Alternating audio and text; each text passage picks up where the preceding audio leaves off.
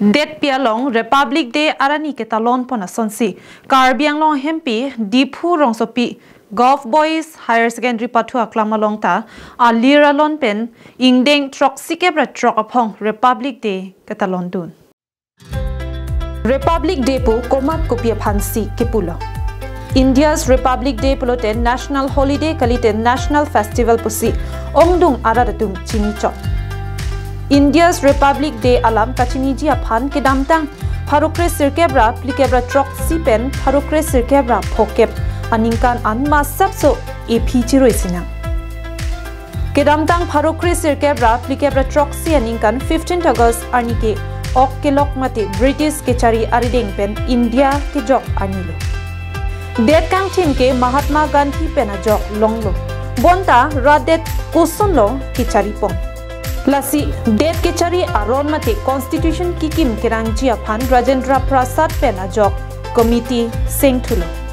halabangsa committee along kepeklang det kechari aron atang lamdoan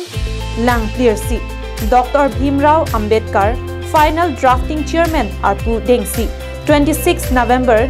Harukre sirkebra plikebra sirkeb aningkan Indian constitution kepeklang ji aphan chisiklo lapen Ciklo Johnny aphik mate Harukre sirkebra hokep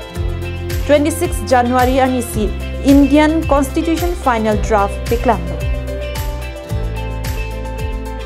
Bangso jok alang liphan India's constitutions apu pusi detpi amuluk atum hoksi hala bangso ani aphansi India's Republic Day pu pachithangsi aningkan wangta 26 January anike detpi amuluk India alama ingthursi talon ponthul lasonsi pini arkoi ni phai ingkora trogani district administration pen patir piponsi ingdeng trok sikebra trok India's Republic Day Diphu Golf Boys Higher Secondary School Pathua Klamalong talon ponsi India detpi alama Karbi Anglong Autonomous Council CEM Dr. Tuliram Rong Hangari Dengpen Pangjar Pon La Solong MP Amar Singh Tiso MLA EMs MECs Board Chairmans Lapen District Administration Asai Phu ke Hoyatum Chitongdun